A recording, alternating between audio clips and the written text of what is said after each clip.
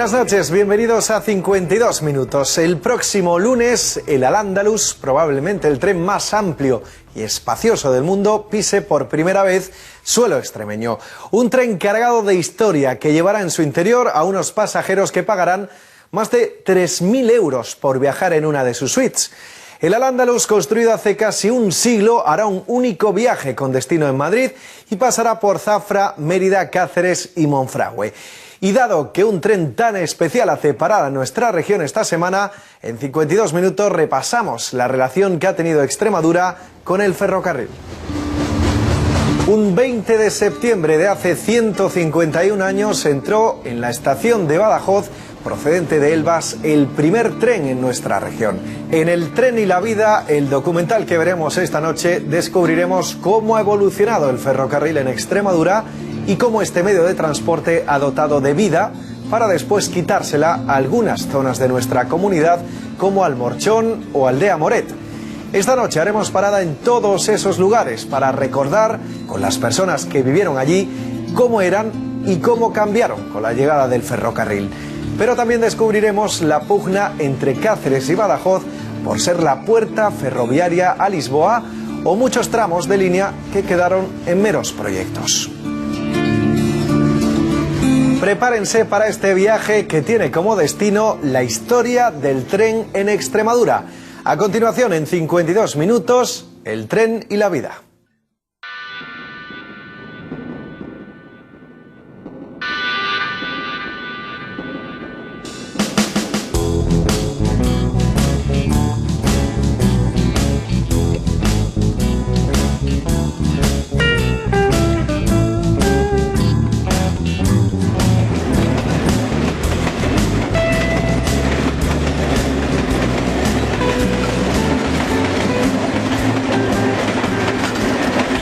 ...1863... 20 de septiembre... El primer tren de pasajeros circula por Extremadura. Hace el trayecto de Elvas a Badajoz. Viene de Lisboa.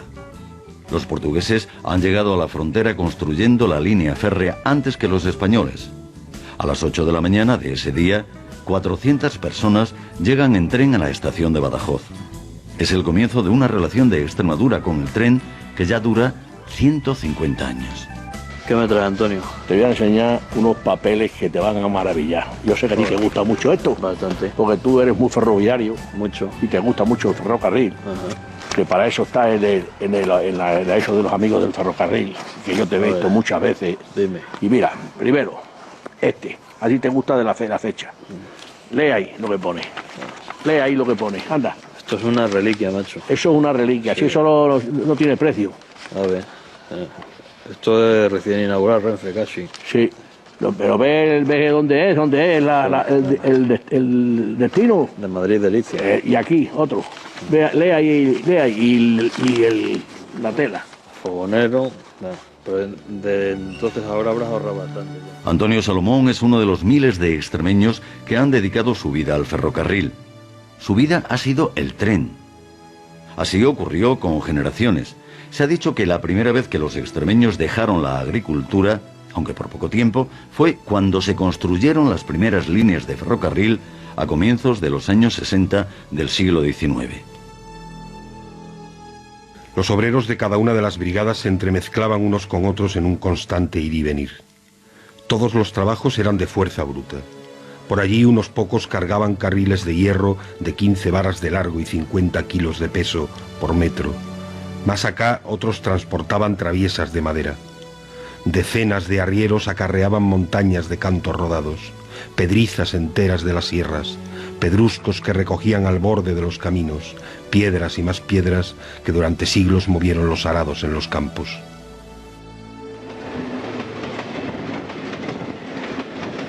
Pues me he enterado de casualidad de este viaje.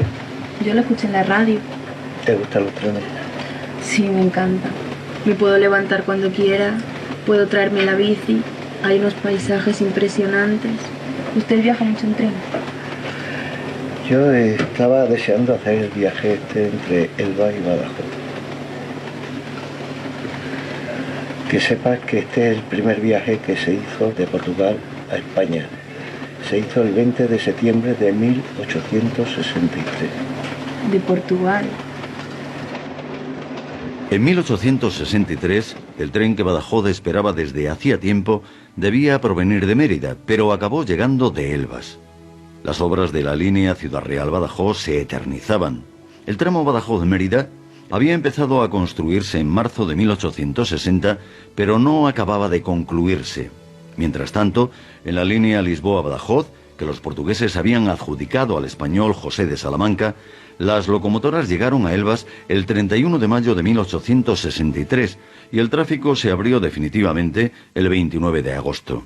Hacía ya varias semanas que Portugal esperaba que las autoridades españolas permitieran el paso hacia España, pero 4 carriles desmontados por los españoles de las vías inmediatamente después de la frontera impedían la llegada de las máquinas portuguesas. No era un problema entre países, pues a ambos lados estaban involucrados españoles. Era un asunto de competencia entre empresas. Finalmente, un telegrama desbloqueó la situación y permitió que se abriera el tramo de 6 kilómetros desde la frontera a la ciudad. De esta forma, el primer tren de pasajeros, proveniente de Portugal, por fin llegó a Badajoz el 20 de septiembre de 1863. No solo fue el primer tren que circuló por Extremadura, sino el primero de carácter internacional que circulaba por España. Ese fue el primer viaje de tren de Extremadura, pero a partir de él ha habido muchos primeros viajes de los extremeños. El primer viaje difícilmente se olvida. El mío fue muy breve, brevísimo. Duró como 7, 8 o 9 minutos. Lo que se tardan entre la estación de Cáceres, estaba situada entonces delante de la torre, y Aldea Mórez, el apeadero de Aldea Mórez. Yo iba allí con mi padre porque vivía una tía que tenía 2 hijos mineros. El primer recuerdo no lo tengo porque tenía 40 días el primer viaje que hice en tren, que fue de Cumbres Mayores a la estación de Montijo. El primer viaje en tren fue a Asturias, porque mi padre es asturiano. Y el primer recuerdo es con 2, 3 años en la estación de Medina del Campo, en un transbordo, yo llorando y mi hermana llorando mucho más y diciendo yo quiero irme a la mía cama. Mi primer viaje creo que lo hice precisamente desde Zafra hasta Sevilla. Cuando entré en el ferrocarril íbamos cada semana a prepararnos en el curso cuando una vez que habíamos entrado a trabajar. Entonces eso fue mi primer viaje, el Ruta de la Plata, aquí muy famoso, que hacía Gijón-Sevilla. Pues yo cogía trayecto Zafra-Sevilla cada lunes y me volvía cada viernes hacia Zafra. Mi primer viaje en tren fue en el famoso ferrocarril suburbano de Madrid, de Carabanchel a Aluche, cuando tenía 9 años. Los primeros años que yo trabajé en Renfe estuve en Madrid, en la dirección de transporte, y en el primer año me recorrí todas las líneas de ferrocarril de España, de manera que he pasado por todas más de una vez y por algunas muchísimas veces. Y bueno, recuerdo pues algunos viajes que hice en trenes que ya no se puede, como líneas cerradas de ferrocarril asturiano de minería, o las de la Camocha en Almería, donde estaban aquellos famosos pueblos construidos de madera donde se hacían las películas del oeste. Mi primer viaje en tren la verdad es que no lo recuerdo porque tendría meses o semanas, pero el viaje más antiguo que mejor recuerdo probablemente sea el Talgo Pendular. Tendría 5 años. Según me cuentan mis padres, pues yo iba todo el rato hablando del tren y diciendo las estaciones por las que pasaba. Recuerdo que mi primer viaje en tren fue en 2005 de Mérida a Goreña y fue como una sorpresa de mis padres y fui para allá, una gran experiencia, me lo pasé muy bien, fue algo que me sorprendió, iba pegado a la ventana todo el rato viendo el paisaje y las vías. Mi primer recuerdo del tren es el no tren, es una estación vacía de Logrosán donde nací y donde viví mis primeros años y donde era el sitio prohibido, la estación vacía donde existía un hueco muy grande con un aspa enorme. El olor de las vías del tren y el olor también de esas piedras que eran las que nos tirábamos entre los niños y sobre todo, bueno, pues la idea de un tren que nunca llegaba, ¿no? Es esa famosa vía del tren de Guadalupe que nunca se terminó de hacer, ¿no? Mira, ya llegamos a la estación. Sí, ya estamos. Mira este grabado. Esta es la estación de Badajoz, en la primera llegada que hizo el tren. Esto tiene ya 150 años. Qué cantidad de gente. Sí, y de colores.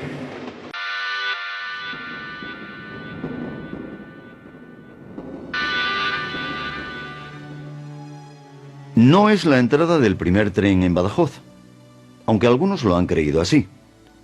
Es una imagen de la inauguración de la línea Ciudad Real-Badajoz-Lisboa a su paso por la capital del Guadiana el 23 de noviembre de 1866.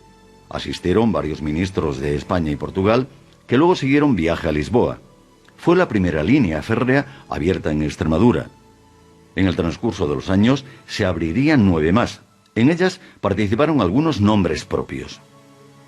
Francisco Luján, ministro de Fomento, originario de Castuera, que diseñó el trayecto de la Ciudad Real Badajoz. Guillermo Sundheim, cónsul de Alemania en Huelva, que promovió la Zafra Huelva.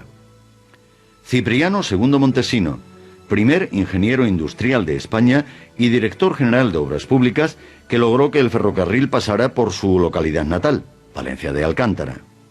Segismundo Moret, que luego sería presidente del gobierno y que creó Aldea Moret. Manuel Pastor Hilandero, impulsor de la línea Sevilla-Mérida. Quizás el primero y más desconocido de todos ellos fue Marcelino Calero y Portocarrero, natural de Badajoz, que desde el exilio en Londres, a finales de los años 20 del siglo XIX, escribió los primeros artículos sobre el tren y promovió los primeros proyectos. Mérida sigue siendo un centro importante de comunicación, el más importante de Extremadura. Además tiene un museo ferroviario, el único que existe en toda la región. Pero si hay otro en Hervás. Sí, pero en Hervás lo que hay es un centro de interpretación. Aquí funcionan 17 trenes a la vez. ¿Cómo no se alcanzan unos a otros? Si hay máquinas más rápidas, trenes más pesados, pues se usa el tipo System Block. O sea, que cuando un tren pasa por un semáforo de estos, ahí tienes uno que tiene la luz roja. Entonces llega y se para automáticamente. Cuando el otro ha rebasado el otro semáforo, se pone esa verde y arranca otra vez. Aquí tenéis una fábrica que viene a su vez desde la mina que está allí, unos calderines, esos calderines se mueven y descargan ahí el carbón.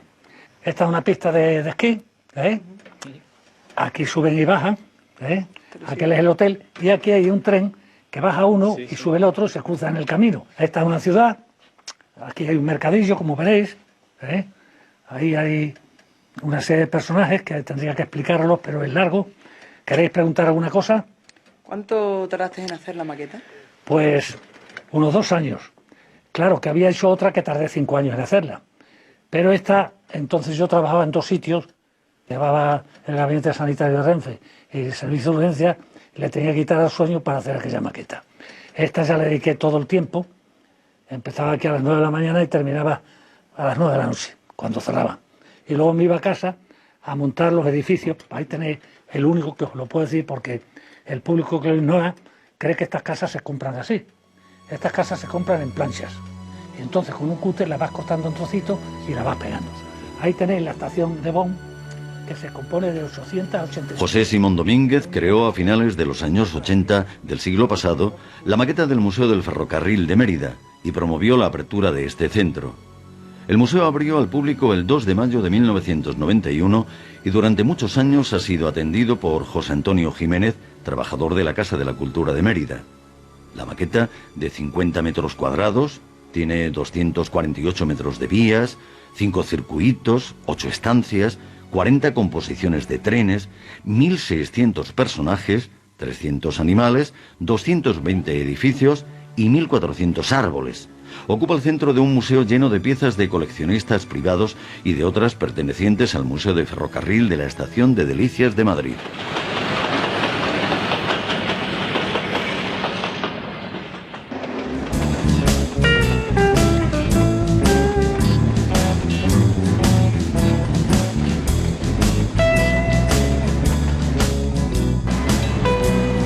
El tren nació para el transporte de mercancías, para dar salida al mineral de las minas y acercarlo a los puertos o a los centros de consumo.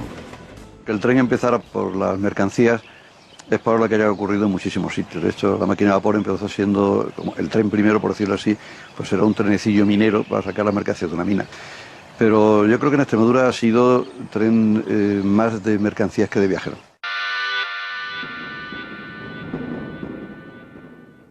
En Extremadura, la segunda línea férrea abierta fue un ramal de la de Ciudad Real Badajoz, la línea Almorchón-Belmez, para transportar el carbón de Belmez y acercarlo a Madrid.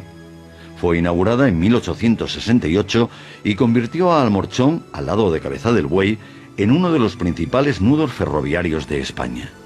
El papel que desempeñó Almorchón en la historia del ferrocarril extremeño fue un papel importante. En la línea de Ciudad Real Badajoz, pues era, después de Mérida, probablemente el núcleo más importante que tuvo. Era un empalme que lo que ponía en comunicación pues era toda la zona de Madrid con Badajoz hacia Córdoba, y desde Córdoba pues lógicamente hacia toda Andalucía. Yo la denomino estación de parada y fonda. Allí pues desde Isabel II a Amadeo I de Saboya todos tomaron un refrigerio en aquella estación, en la fonda de la estación. Almorchón. Ahí donde lo ves han llegado a vivir aquí hasta 1000 personas. Pasaron mucho tiempo sin tener casa y tenían que vivir en los vagones.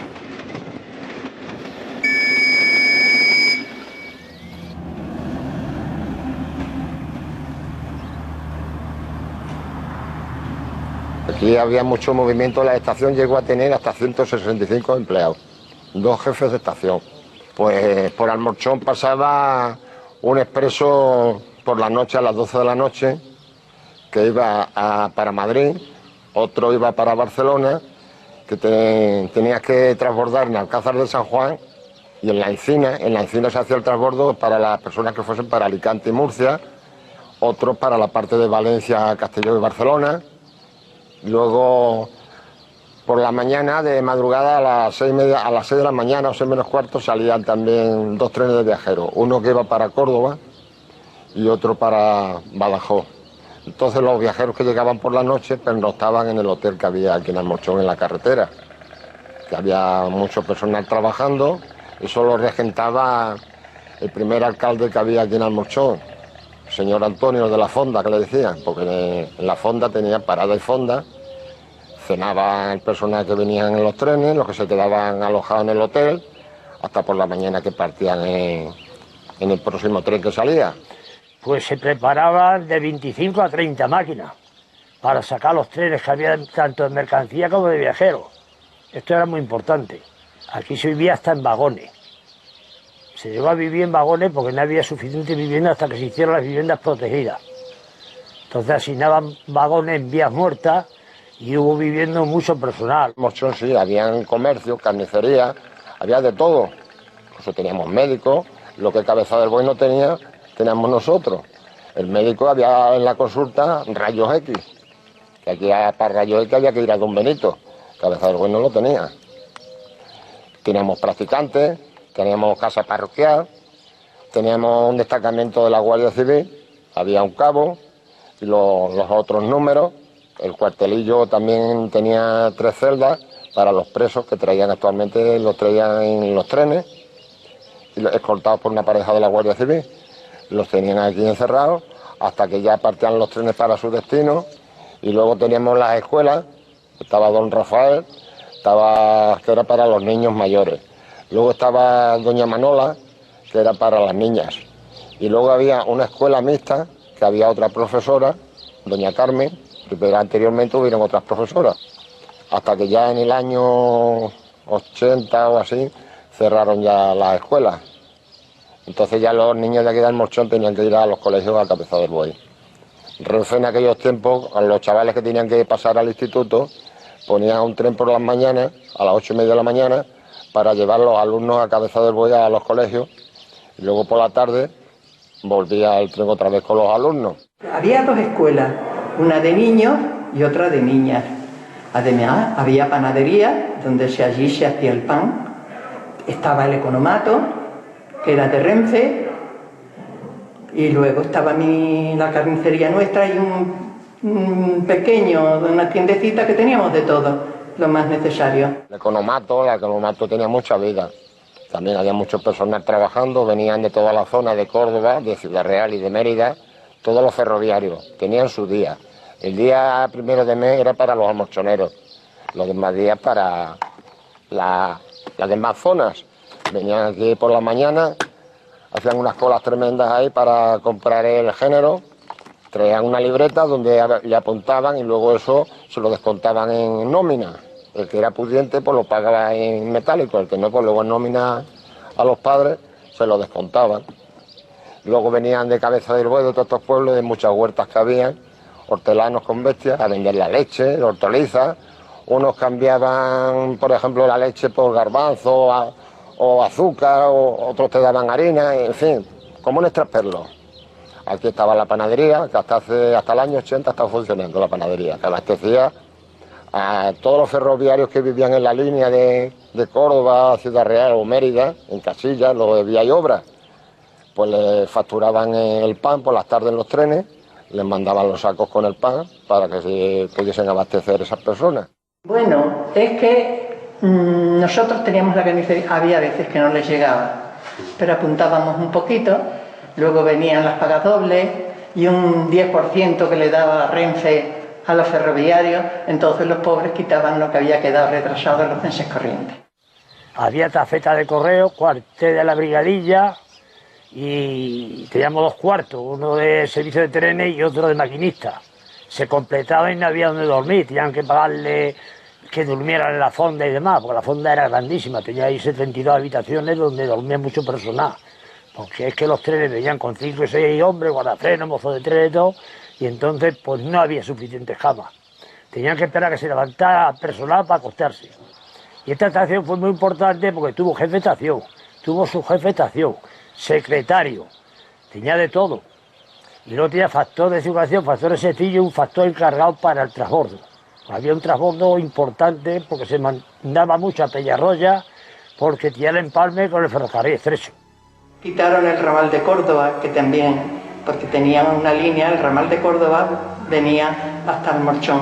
Luego ya quitaron porque no habría, no sé, ya los camiones, creo yo, y los coches fueron quienes se encargaron de que aquello no siguiera.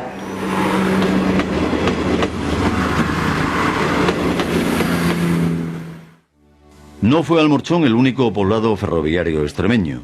A veces la necesidad de enlace o la importancia minera de algunas zonas creó núcleos ferroviarios alejados de las ciudades. Aunque en distinta medida y categoría, además de Almorchón, también nacieron por y para el ferrocarril los poblados o barrios de Fuente del Arco, Monfragüe, Aldeamoret, Valencia de Alcántara, Aljucén y Arroyo Malpartida.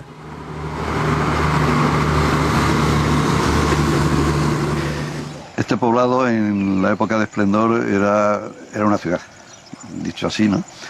Aquí había 300 y pico familias, todas ferroviarias, y había un depósito de locomotoras de vapor, que era uno de los mejores del oeste de España, ¿no? De aquella época.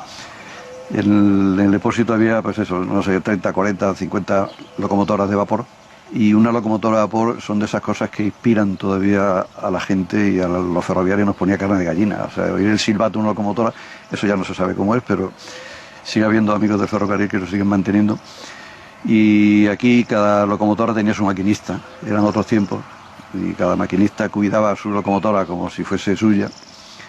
Y los silbatos eran un sistema de comunicación. El silbato de cada locomotora sonaba distinto. Y cuando un maquinista venía aquí, a unos cuantos kilómetros, en un cerrillo donde sabía el que se oía, hacía una pitada, y en su casa su mujer decía: viene a comer. Arroyo Malpartida tenía un tráfico incesante, tenía muchísimo personal ferroviario adscrito a la empresa. Decía que en casa del ferroviario pasaba el hambre, pero nunca entraba. Esto venía dado porque, bueno, pues en la época de auge del ferrocarril en esta estación, pues los ferroviarios eran los que tenían un sueldo fijo cada mes. Siempre había algo que llevarse a la boca en esta estación. No ocurría lo mismo en las poblaciones colindantes, donde su economía estaba basada en la agricultura. En esta estación hubo una escuela de niños y niñas, había iglesia, tienda de comestibles, llegaron a funcionar 2 cines a la vez. Bueno, yo vivía aquí con mi padre, que era ferroviario también. Claro, empecé con mi padre Y la escuela, aquí la escuela de los niños, que era de la escuela de la Renfe, había aquí, pues yo qué sé, había 2.000 personas, o 2.000, yo estaba todo habitado. Y bueno, inclusive había gente que vivía en vagones, ¿eh? Y muchísima gente de Arroyo y Malpartida que venían aquí a trabajar. Estuve así, luego me fui a Cáceres a la Escuela de Arte y Oficio, a los 12 años, así. Y a los 14 años, 15 años, a los 15 años aproximadamente, a los 16 años, sí. A los 16 me coloqué a trabajar ahí de cofrador en el silo. Aquí, en el silo este tuyo de cofrador. Y de aquí me fui a la Renfe, cuando me fui a la Renfe. Entonces estaba esto en su apogeo. Estaba la estación de Arroyo que daba gusto. Pues esto desapareció a medida que hicieron la línea de Cáceres, que metieron la General de Madrid, Valencia, Alcántara, la metieron por Cáceres. Y entonces ya esto desapareció. Fue desapareciendo poco a poco. Metieron las máquinas diésel y la línea, y fue a poco hasta que ya, al desaparecer el vapor, ya nos fuimos a Cáceres todo. Y esto ya lo ves. El depósito lo han tirado todo. Los vecinos, esto está todo desvalijado. Ya ven los pabellones, todo cerrado. Está todo acabado. Esto está todo terminado. Aquí nada más que esto son segundas viviendas, pero son segundas residencias para verano.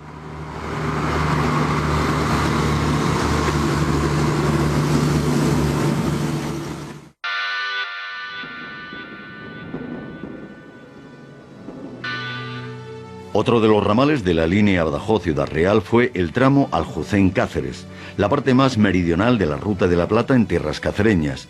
Entró en servicio el 12 de abril de 1884 y su objetivo fue el transporte de los fosfatos de Aldea Moret. Aldea Moret es, podríamos decir, es capital a la hora del establecimiento del ferrocarril en nuestra tierra. Primero porque salía todo el producto que había aquí, del tema de la minería, de los fosfatos y tal, salía por fin fuera de nuestras fronteras.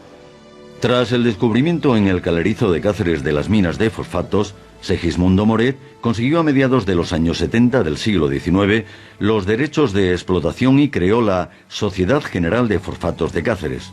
A partir de ahí, impulsó el ferrocarril internacional Madrid-Portugal y fundó una compañía para gestionarlo. Esto es Zafra, ¿no? Otro nudo importante de comunicación. Por aquí pasan 3 líneas.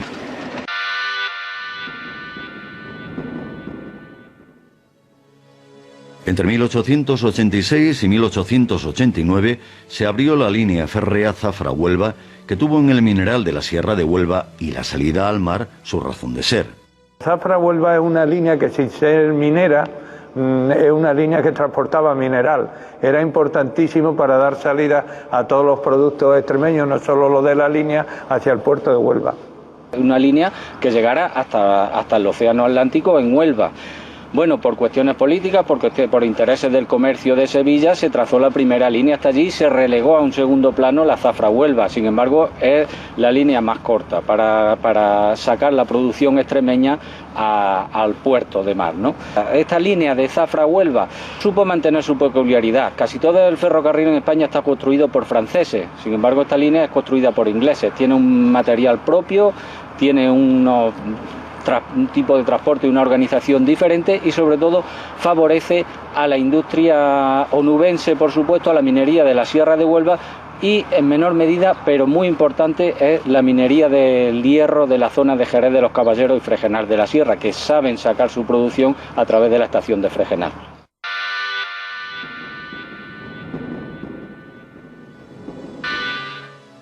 Pero si hay una línea en Extremadura especialmente minera, esa es la de Fuente del Arco Peñarroya, única de vía estrecha de toda la región. En cuanto a la línea de Fuente del Arco, esta línea tiene una historia muy peculiar. Se crea sobre todo por el interés de los pueblos del sur de Badajoz, de la campiña de Extremadura, de sacar su producción al mercado. Ellos son conscientes de que a mediados del siglo XIX su única producción que tiene un valor en el mercado es el cereal y el ganado. Entonces plantean que para sacar esa producción necesitan un ferrocarril. Su mercado es el madrileño, las carnes se venden en Madrid, el cereal se vende en Madrid y necesitan un ferrocarril. Y a partir de ahí se desarrolla un ferrocarril que tuvo mucho interés, es el único de Extremadura de vía estrecha, ancho métrico, y por otra parte supieron sacarle una rentabilidad a una línea destinada fundamentalmente a transporte del mineral de plomo hacia la fundición de Peñarroya y a sacar los productos elaborados al puerto de Sevilla a partir de la estación de Fuente del Arco, donde se crea un interesantísimo núcleo poblado ferroviario, precisamente porque el distinto ancho de vía obliga a hacer transbordo de los trenes. Son cientos los trabajadores que se dedican a hacer este transbordo de trenes de vía estrecha a los trenes de vía ancha. Regional Express, procedente de Mérida, destino Madrid, Atocha Cercanías, Plasencia, Navalmoral de la Mata. El tren de las mercancías pronto fue también el tren de los viajeros. Durante la segunda mitad del siglo XIX y buena parte del siglo XX, el tren ha sido el medio de transporte fundamental de la gente. Con él los humanos han conocido la velocidad. La primera sensación que se experimenta al arrancar un tren es siempre insoportable.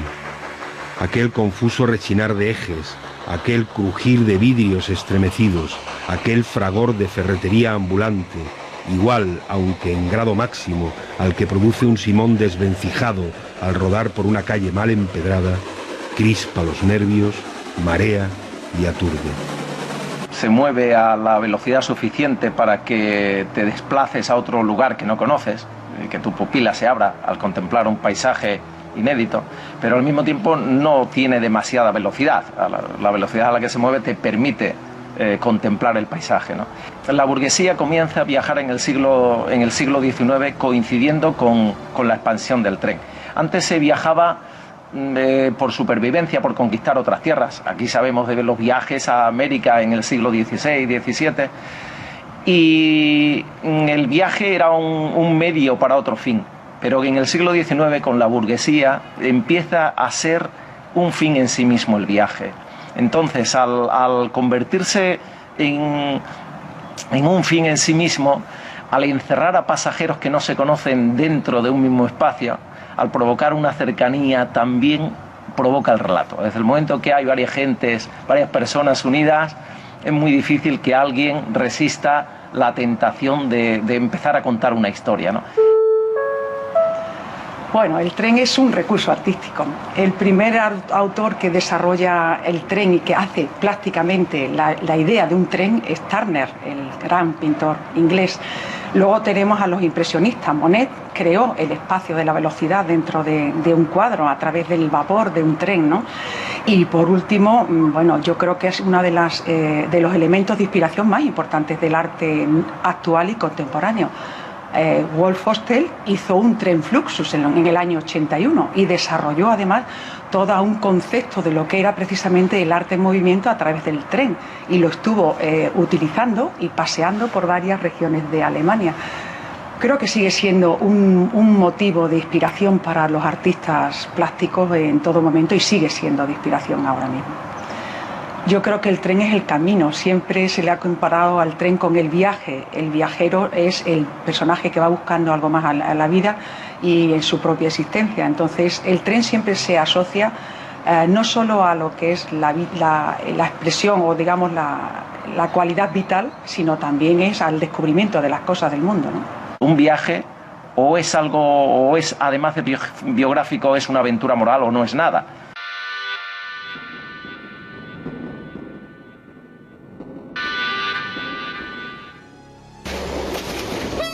Viajeros, viajes, trenes. Trenes famosos de Extremadura han sido el Lusitania Expreso, el Talgo Badajoz-Madrid, el Ruta de la Plata. Este último, un TER que atravesaba Extremadura camino de Gijón hacia el norte y de Sevilla hacia el sur, circuló desde 1969 hasta el último día del año 1984. El Ruta de la Plata era el gran tren. Es decir, cuando el Ruta de la Plata llegaba a las 12 y pico de la mañana aquí a esta estación camino de Gijón, o cuando volvía por la tarde a las 4 y pico camino de Sevilla, era el momento estelar de la estación de Cáceres, era cuando más tráfico de gente había, era el tren que más difícil resultaba encontrar billete los días punta, ¿no? En los momentos más importantes. Por lo tanto, era un tren que además nos sentíamos bien, era un tren de Sevilla a Gijón que pasaba por Cáceres, y además era un tren con cierto lujo. Mi primer viaje en tren es un viaje por el Ruta de la Plata. He tenido que buscar cuándo fue aquel año Xacobeo y fue el de 1965, de modo que yo tenía 6 años, no había cumplido 7 años. Y nos enviaron a Santiago de Compostela desde Plasencia, desde el tren que se cogía en Plasencia. Entonces, es que no solo era mi primer viaje en tren, sino que era mi primer viaje real de salida del pueblo, ¿no? La línea desde Cádiz, que es donde salía hasta Gijón, ¿no? Y era muy usado, además desde un punto de vista, por ejemplo, también universitario. Mucha gente de Cáceres estudiaba en Salamanca, iba y venía en ese tren, o estudiaba en Sevilla, iba y venía también en ese tren. El tren Ruta de la Plata fue uno de los trenes que con etiqueta de origen que tuvimos en Extremadura. Era un tren que tuvo una aceptación magnífica y que rápidamente pasó de ser alterno a tenerse que hacer diario. Es sin duda alguna una de las patas negras de nuestro ferrocarril. El 1 de enero de 1985, yo estaba de guardia en Radio Nacional de España. Sonó el teléfono y una voz me dijo algo así: llamo de Cervar, ha desaparecido la campana de la estación, pregunte. Como era un día 1 de enero que había muy poquitas noticias, pues por ahí buscamos algo. Y efectivamente, la campana había desaparecido y en su lugar habían dejado una nota en la que se podía leer: la campana volverá a este lugar cuando el tren vuelva a circular. Y es que ese día, el 1 de enero de 1985, el tren Ruta de la Plata dejó de funcionar.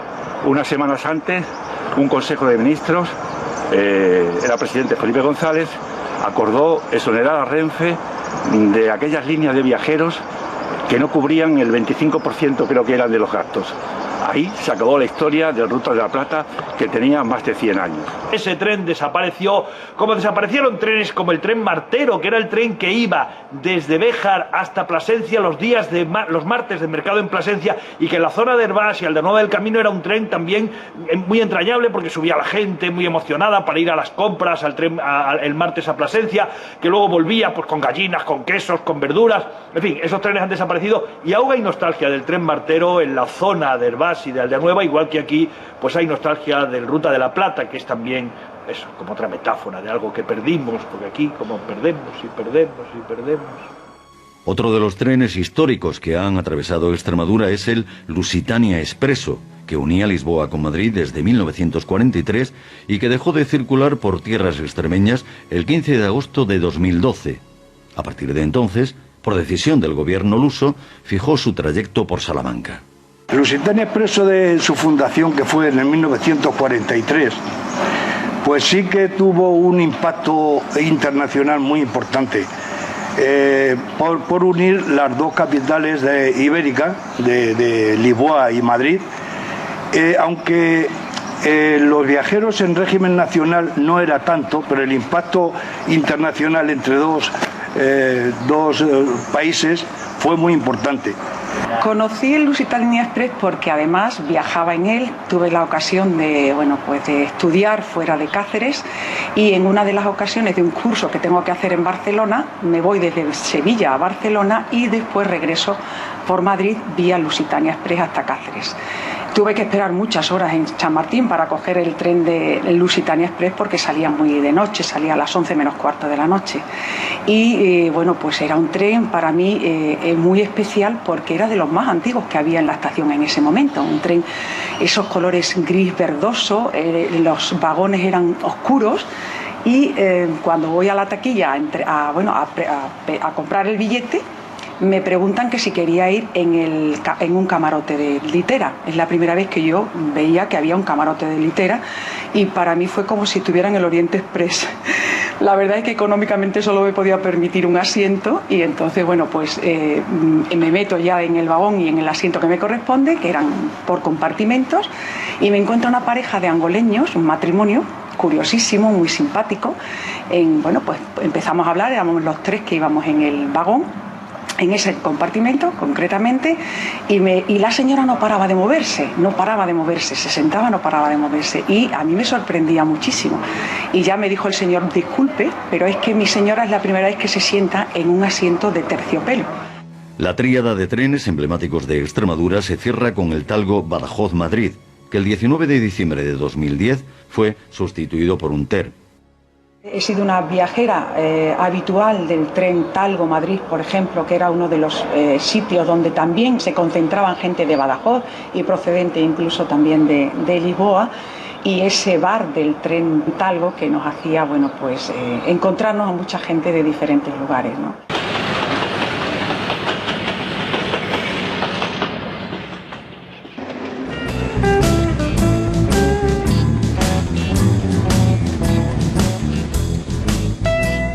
Las 10 líneas históricas del ferrocarril en Extremadura pueden resumirse hoy en 7. Badajoz-Ciudad Real, de la que uno de sus ramales es Almorchón-Belmez; Madrid-Portugal por Cáceres; Mérida-Sevilla, de la que es un ramal Peñarroya-Fuente del Arco; la Ruta de la Plata desde Mérida hasta Astorga, que engloba la Aljucén-Cáceres y el tramo desde Cáceres a Plasencia; Zafra-Huelva; Zafra, Jerez de los Caballeros; y Villanueva de la Serena, Talavera de la Reina. De estas 7 líneas, las 2 últimas ya no tienen hoy viajeros, precisamente las 2 cuyo trazado previsto ni siquiera llegó a concluirse. Son las líneas inacabadas del ferrocarril extremeño. Se trata de acortar un poco la distancia entre Madrid y Badajoz, haciéndolo de Talavera a Villanueva, pero tenía una finalidad que era sacar la fosforita de Logrosán. Bien, venía por un terreno orográficamente difícil y bueno, la única parte que se puso en servicio fue el tramo de Villanueva la Serena a Logrosán.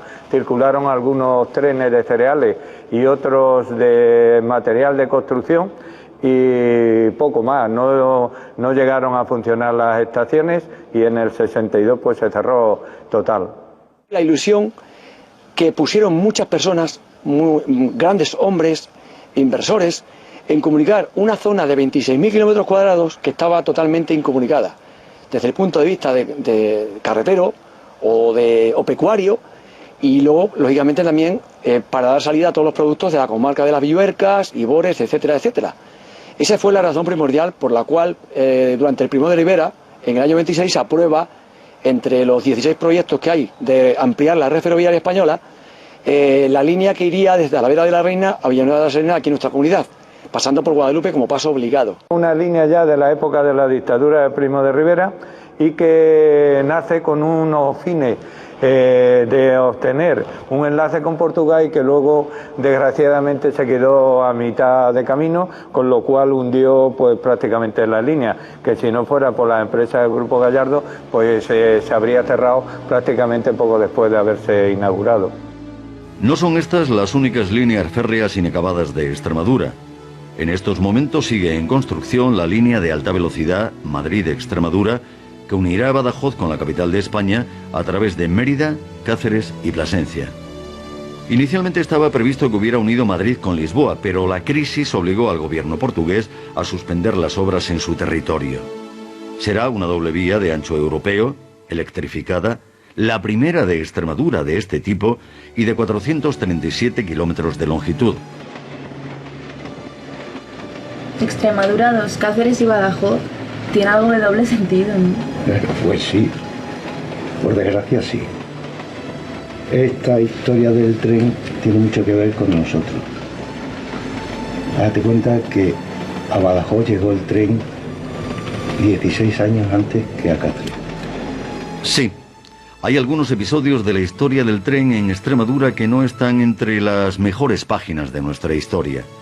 A cuenta del diseño de las líneas férreas, los enfrentamientos entre capitales y ambas provincias fueron frecuentes en los orígenes del ferrocarril. El interés ferroviario que Extremadura tenía para Madrid se llamaba Portugal. Era zona de paso obligado al país vecino y eso exigía elegir una vía para atravesar la frontera. Al principio no había duda de que Badajoz debería ser la última ciudad española de esa vía. La cuestión era por dónde llegar. Como se estaba construyendo la línea Madrid-Ciudad Real y el ministro de Fomento era originario de Castuera, se pensó en utilizar la ribera del Guadiana pasando por La Serena. La línea Ciudad Real-Badajoz provocó la protesta de los cacereños. Años después, para compensar a Cáceres, se diseñó una nueva ruta de paso a Portugal por Cáceres y Valencia de Alcántara. Inevitablemente, esa segunda ruta provocó las protestas de Badajoz, que pensaba que sería competencia directa de su línea. Cáceres tardó 16 años más que Badajoz en tener tren. Extremadura tuvo 2 salidas a Portugal que eran competencia entre sí. Y encima nadie quedó conforme. La línea de Madrid, Cáceres, Valencia y Alcántara se hace para cortar la distancia entre Madrid y Lisboa. Eran empresas diferentes con intereses distintos, pero que efectivamente al final colisionaron, pues porque no había tanto producto como para que pudieran sobrevivir adecuadamente las 2 líneas. Y lógicamente, pues la parte de Cáceres fue la que más sufrió en el envite. ¿No? Sobre todo en una región como Extremadura o en una zona como el sur de España en el que la historia del ferrocarril está tan olvidada. El ferrocarril en sí mismo no creaba riqueza, ayudaba a crear esa riqueza. En Extremadura se estuvo esperando, tan solo la industria harinera sí que se vio favorecida porque les llegaba el carbón que necesitaban para mover su maquinaria, la escasa industria agrícola, y realmente a falta de una revolución industrial verdadera en Extremadura, el ferrocarril se utilizó precisamente para todo lo contrario, tal vez para el expolio. Se llevaron el mineral, se llevaban el cereal, se llevaban todo, pero no entraba prácticamente nada. Contribución al progreso, yo creo que fue bastante poca para las esperanzas que se tenía puestas en ella. La identidad del tren extremeño es de pérdida, de anhelo, de algo que se perdió y que se quiere volver a recuperar, pero es algo que no tenemos. Es decir, Extremadura a finales del siglo XIX es un enclave ferroviario importante, incluso en Europa. Por la ciudad, por esta estación no, pero por esta ciudad en la que estamos, o aquí al lado, en Arroyo Malpartida, por ahí pasa el Sudexpress, pero incluso pasa el Sudexpress que iba a París durante un tiempo antes de ir a Salamanca, incluso también el Lusitania Express. Es decir, nuestra relación con Lisboa es muy importante. Pero además de eso, esta línea ferroviaria pues llega a tener una importancia trascendental, se mueven bastantes viajeros, tiene realmente un momento álgido. Después el tren va perdiendo fuerza, sobre todo a partir de la Guerra Civil, y la sensación que tenemos es de algo que hemos perdido, de algo que había y que ya no está. Hemos perdido las comunicaciones con Lisboa, hemos perdido las comunicaciones a través de la Ruta de la Plata, entonces lo que queda es ese anhelo, ese deseo. El tren es una metáfora de Extremadura. Extremadura ha perdido casi todo, y a Extremadura nos han ido quitando casi todo. Y entonces tenemos esa sensación de ser la cola. Bueno, pues el tren es esa metáfora. En tren también somos la cola. Nuestros trenes son los más lentos. Nuestros trenes no circulan por donde deberían de circular. Todo eso pues nos hace sentirnos un poco maltratados por la historia. Cuando se hace el tren de Madrid a Lisboa no pasa ni por Plasencia ni por Cáceres, pero eso, ¿en qué cabeza cabe que un tren no pase por esas zonas? Y sí pase por grandes fincas, y sí circule, pues yo que sé, la estación de Reruela está a 15 o 20 kilómetros de Reruela. Es decir, es un tren un tanto extraño que se hace pensando en los madrileños o en los lisboetas, nunca pensando en los extremeños. Parece como las guerras entre España y Portugal, se decidían entre Lisboa y Madrid, pero luego se peleaban aquí. Bueno, pues aquí es al revés, se van de Lisboa a Madrid, pero por aquí realmente por las ciudades no pasan. Todo eso nos hace sentirnos maltratados, y es el tren como metáfora de la región y como metáfora de nuestra historia. Pero no todo es historia, hay futuro. Rafael Rodríguez y Alejandro Martín son 2 jóvenes de 15 años apasionados del ferrocarril. Forman parte de la Asociación Extremeña de Amigos del Ferrocarril, la principal asociación ferroviaria de la región. En ellos, y en otros como ellos, se funda la esperanza del tren en Extremadura. El tren es un medio de transporte bastante especial, pues es el único medio de transporte en el cual tú puedes ver muy buenos paisajes desde tu ventana, y vas por sitios donde normalmente nunca pasas, y sitios preciosos. Además tiene lo bueno de que te puedes desplazar por el tren muy fácilmente. Y luego también hay muchos trenes que tienen servicios de cafetería, incluso puedes dormir en ellos como en los tren hoteles. Y yo pienso que la gente que se monta en tren siempre sabe que se va a montar en algo que le va a gustar y que es muy especial.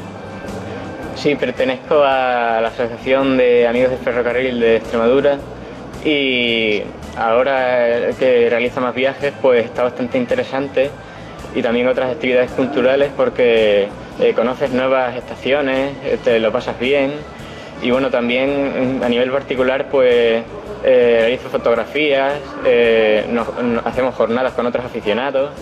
¿Cuál ha sido el viaje que más te ha gustado en Extremadura?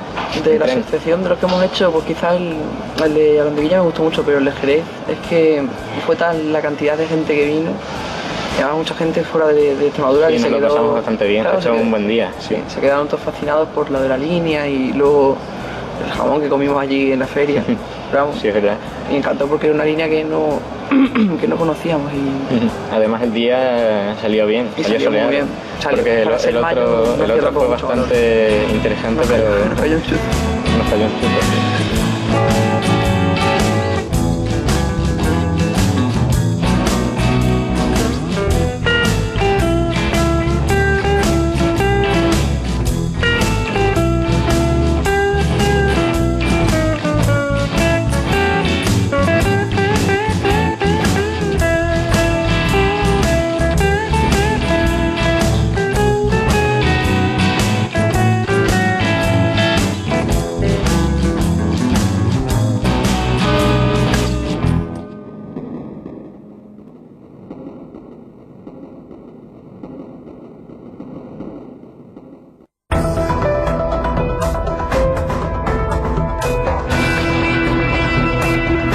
Hasta aquí ha llegado nuestro tiempo por hoy. La semana que viene, 52 minutos, volverá con una misión: encontrar la fe.